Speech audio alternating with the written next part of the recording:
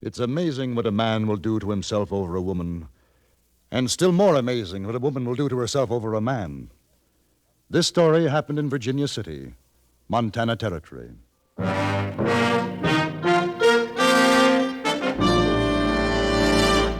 Frontier Gentleman.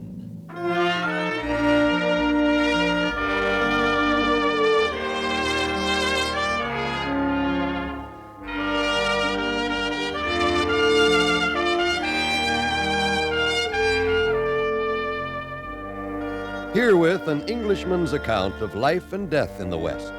As a reporter for the London Times, he writes his colorful and unusual stories. But as a man with a gun, he lives and becomes a part of the violent years in the new territories. In just 1 minute, we will bring you this latest report from the Frontier Gentleman. What are you stopping here for, Clark? The country club is still a half-mile away. I know, Scarlett, but I don't want to drive up to the club in this low-priced car. But the snow is 6 inches deep, and I'm wearing my ballerina slippers. Well, you'll just have to hoof it, baby. I'm not driving any further. You're much too big for a piggyback. Oh, the snow is cold. Take bigger steps. Oh, that won't help. Why don't you get a big car like a swept-wing Dodge? A Dodge? I can't afford a big car like that. Oh, yes, you can. Even though Dodge is a big car, it's priced below 59 different models of the low-priced field. What? You mean I can own a big swept-wing Dodge for less than I paid for my car? That's right. And you get all that big car roominess and big car luxury. With a Dodge, you get all the car you're paying for. Okay, Scarlett. Let's forget the dads, dear, and go see our Dodge dealer. Oh, wonderful, darling. On these cold feet, who could dance anyway?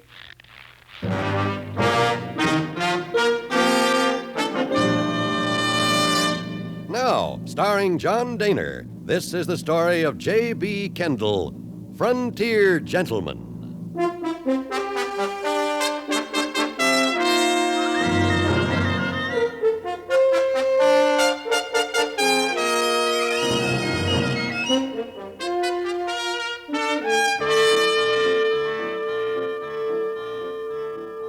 Virginia City, Montana Territory, was particularly noted for three things: its gold, Henry Plummer and his band of outlaws, and the vigilantes.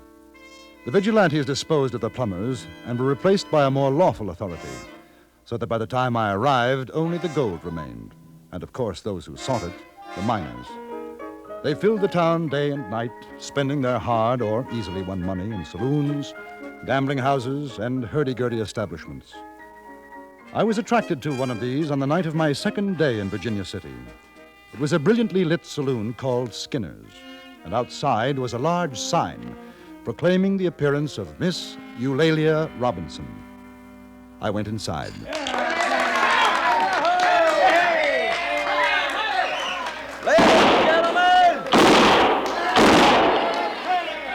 Ladies and gentlemen, if you'll give me your attention, kindly refrain from shooting 6 guns in the establishment, because the next man that does it's going to get thrown out on his saddle.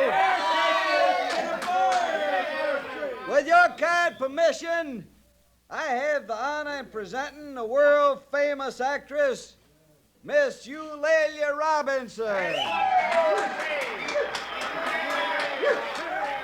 She has appeared before the crowned heads of Europe and honors us with a presence tonight by a special appointment to Her Majesty, the Queen of England. Ladies and gentlemen, Henry Irving's leading lady, Miss Eulalia Robinson.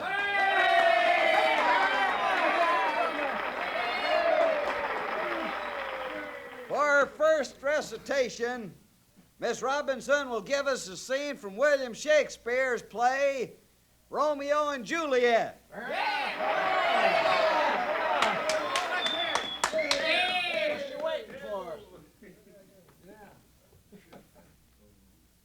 Thou knowest the mask of night is on my face, else would a maiden blush bepaint my cheek. For that which thou hast heard me speak tonight, fain would I dwell on form, fain She was in her late 30s. Not a good actress, not even beautiful. But her manner, the dignity of carriage, created an illusion of beauty which captivated her audience. She remained on the stage for a solid hour, and by the time she was finished, I could see that every man in that saloon was completely taken by her. And more than one imagined himself to be hopelessly in love.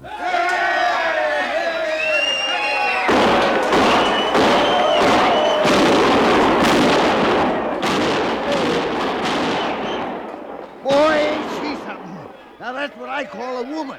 Hey, where you going? I want to meet her. Who don't? Hey, partner, wait for me. Mr. Skinner? Yeah? My name is Kendall. What? Kendall. Kendall? Yes, that's right. I'd like to meet Miss Robinson. Yeah, you and 100 more. It'll tear the place down. Now, I'm a correspondent for the London Times, newspaper. Newspaper man. Yes. Sure, come on, duck under here. How'd you like it? That's real culture, huh? She's quite a success. Yeah, she sure is. What paper did you say you write for? London Times. Was that so? Well, Miss Robinson will get a kick out of that. You and her both coming from England. Yes? Come in. Oh, that was just fine, Miss Robinson. Real fine. Say, this Mr. Kendall. He writes on the London Times. Mr. Kendall. How do you do? May I present my business associate, Mr. Grimes? How are you? Mr. Grimes? I guess you folks have plenty to talk about. I'll go on back and get the boys quieted down. Virginia City never heard anything like you gave us tonight, Miss Robinson. Oh, thank you, Mr. Skinner. Not at all. I'll see you later. Well, won't you sit down, Mr. Kendall? Oh, wait a minute. Kendall, you got identification or something? Proving you're a correspondent? Not on me, no. I don't think it really matters, Well, James. it does to me. You know what I mean, Kendall. Miss Robinson is popular. A lot of fellers like to come busting in and make any excuse, you know what I mean. I gotta watch out for her interests. I understand. And she's kind of tired right now. Why don't you let her go till tomorrow? If you would rather, Miss Robinson? No, not at all. I'd rather enjoy being interviewed tonight.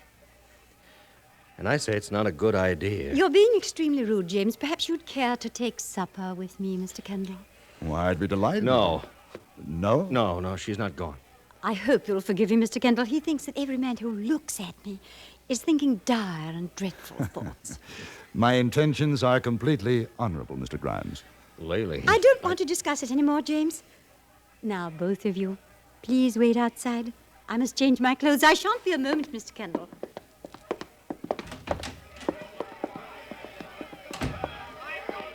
Listen, Kendall.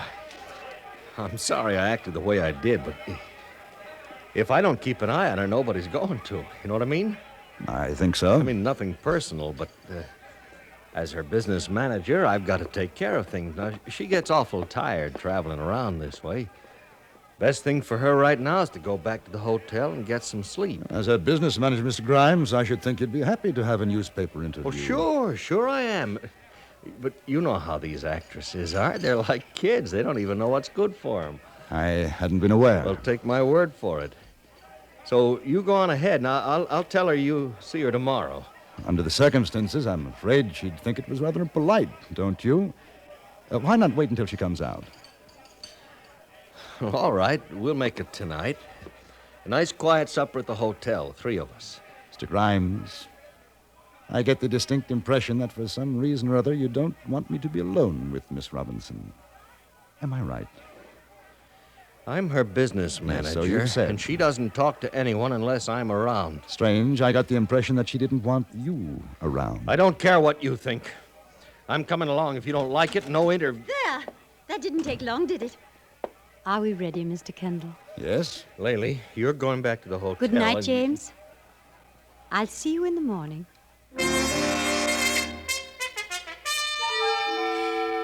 We walked down the street to the hotel. She talked about some of her experiences in the territory, rather nervously, I thought, seeming almost deliberately to avoid her background of successes in England. I ordered champagne with dinner, and I could see that rather than making her feel more at ease, the drink only increased her anxiety. I'm afraid that James was right, Mr. Kendall. I must be tired. The champagne makes me feel quite giddy, but I will have just a tiny drop more. Of course.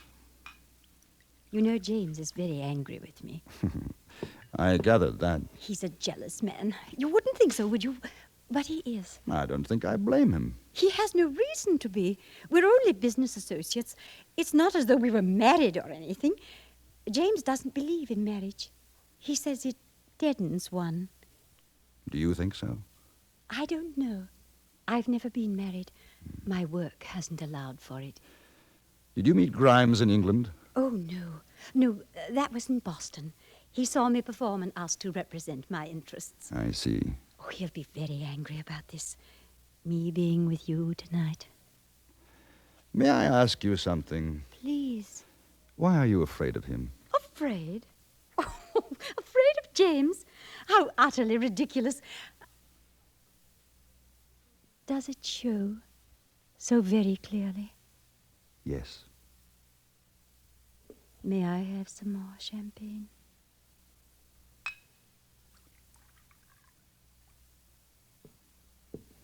You know I'm not English, don't you? Yes. I never played with Henry Irving. Never saw England. Never did any of the things they say I did. I didn't think so.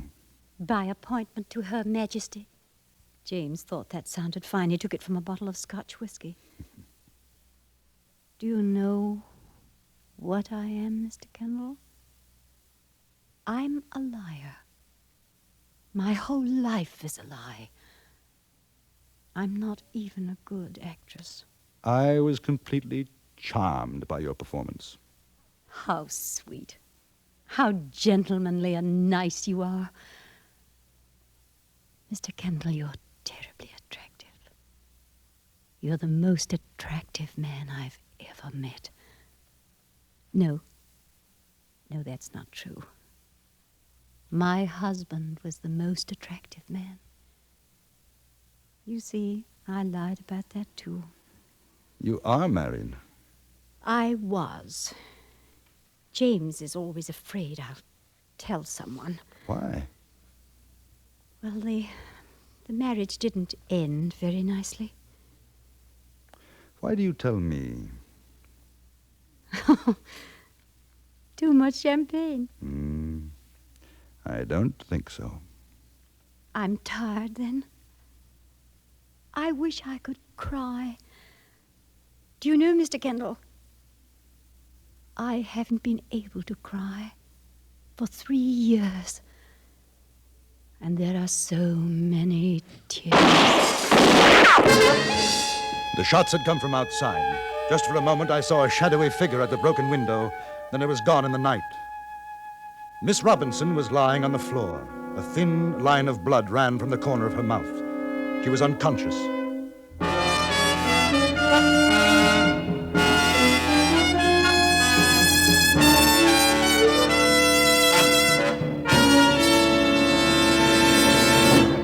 In a moment, we return to Frontier Gentlemen. Today on CBS Radio's Suspense, Vanessa Brown and Jim Amici will co-star in Affair at Loveland Pass, a Western thriller with a psychological twist. Exciting dramas waiting for you, too, on yours truly, Johnny Dollar.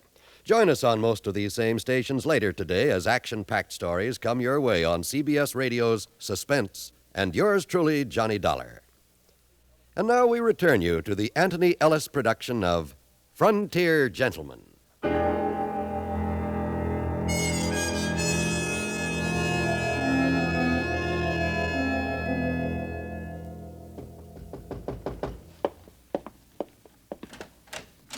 I just heard. Who did it? I'm not sure, Mr. Skinner. Doctor's on his way. Ought to be here in a few minutes. Oh, she doesn't look good. I think the bleeding's stopped. Boys down in the saloon are mad. Word's got around here in a lynching mood. Sheriff's trying to ease them down. Mr. Skinner, was Mr. Grimes there? I didn't see him. I just wondered. I guess he ought to be told. He's staying down the Nugget Hotel. Yes, it might be a good idea. Well, I'll go on down myself. Now, listen, Mr. Kendall. If there's anything she needs, you sing out. Anything at all. One of my boys will be outside. You just say the word. Right. I'll be back.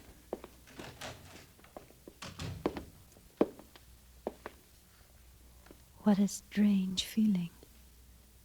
Miss Robinson, No pain at all. I've always thought there would be. the doctor is coming. I don't really mind, you know. Don't talk. Funny. I never believed him. He always threatened to do something like this.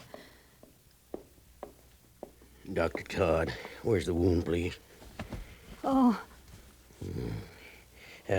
Kindly wait outside, sir. Yes.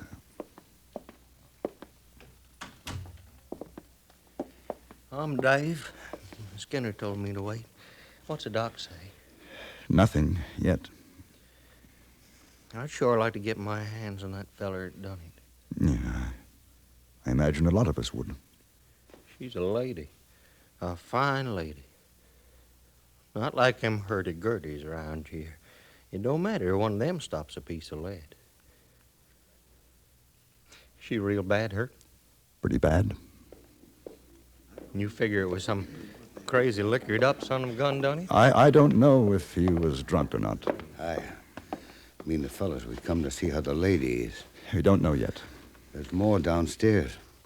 We just wanted to know we're going to get the son of a gun that dry gulched her. Doc Todd come yet? He's in there now. Well, you give him this. There's $300 or better gold dust than that. You tell Doc he pulls her through, he'll get another like it. The boys wanted to know they're with her. Sure do. I'll tell her. You do that. I got a couple of dollars. That goes for me, too. Give it to the doc. I will. I can't operate yet. She's lost too much blood. She gonna be all right, huh, Doc? Don't ask fool questions, boy. I'm not God. Right now, she's asleep. Well, you're Kendall, aren't you? Yes. Lucky for her you were around. If she lost any more blood, she'd be dead. Well, you might as well get some shut-eye. I'll stay with her.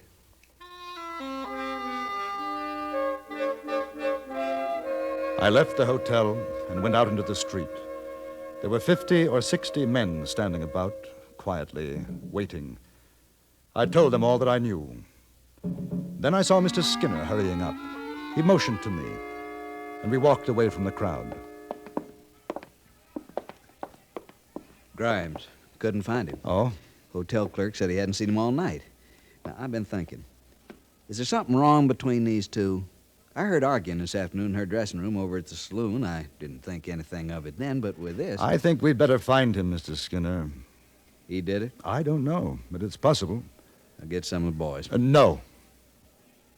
What's the matter? You a friend of his? You trying to protect him? Neither one, but all they need is an excuse. If they even suspect someone, they'll hang him.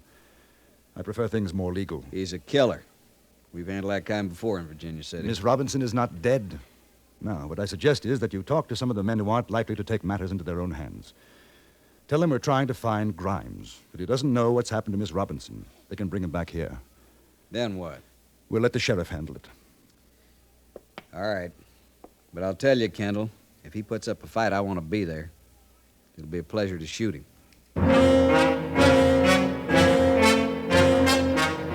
The search began. At first, only a handful, picked by Skinner, knew what they were looking for. But the word spread, and with it, rumor. Grimes was the man. Grimes had done it. In an hour, every man who knew or cared about what had happened was a hunter. The quarry, innocent or guilty, was James Grimes. And it was obvious that if found, he'd have very little chance of standing trial. At about 3 o'clock in the morning, I returned to Miss Robinson's room. Any change, Doctor? No. They get the fellow that did it? Not yet. Makes you wonder, doesn't it? How come a man would want to kill a woman like this? She's the way I remember a woman should be. Why don't you get a cup of coffee, Doctor? I'll stay with her until you come back. I think I will. Stretch my legs a minute.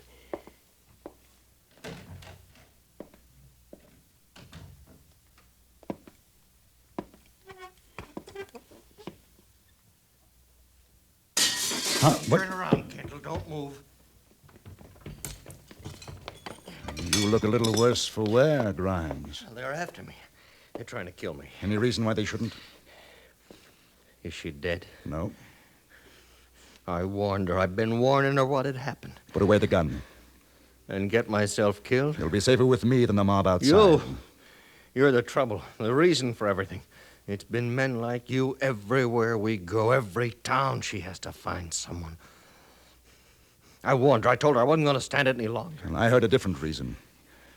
A different reason? What did she tell you? About her husband. An unhappy marriage. She said that? Told you about her husband? Yes. You want to know what really happened? She had a husband, all right. In Boston. I didn't know it at the time. I met her. I fell in love. She went away with me. After we were married, she told me. She is your wife? Surprising? Look at her. It's another one of her little ways.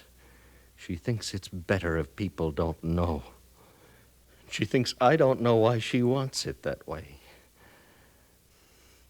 I guess you could say we killed her husband. He committed suicide after she left him. Oh, you don't know. You don't know what it's been like. But I told her what I'd do if she went after another man. I'm sorry. It doesn't matter anymore.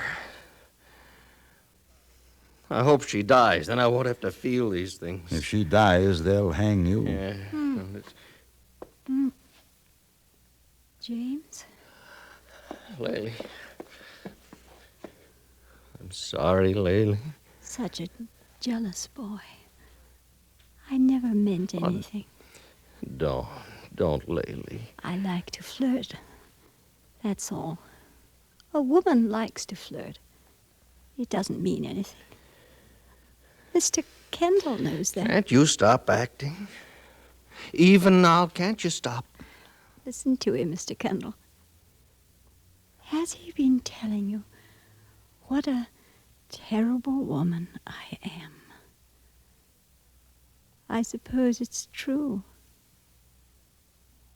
But you're not much of a man, James. Laylee. You don't have to listen to this, Grimes. Kill her. Come outside. Kill No, her. you don't. Give me the gun. Give me the gun. Laylee. Laylee. She's dead.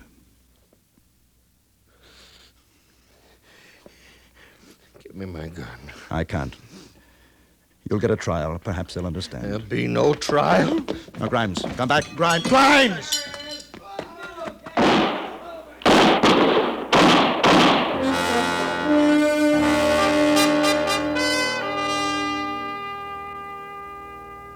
I think I was rather glad I hadn't stopped Grimes when he went through the window. They killed him. But in this case, perhaps it was better than a public trial and hanging. Miss Eulalia Robinson and James Grimes were buried side by side in Virginia City, Montana Territory.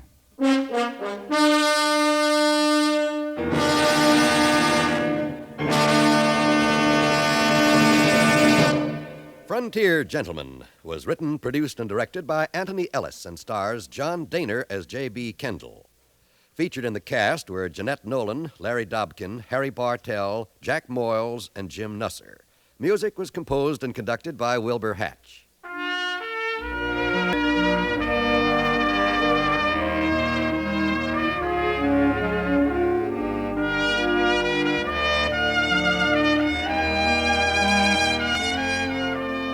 Now stay tuned for the Ford Road Show, to be followed by the CBS News over most of these same stations.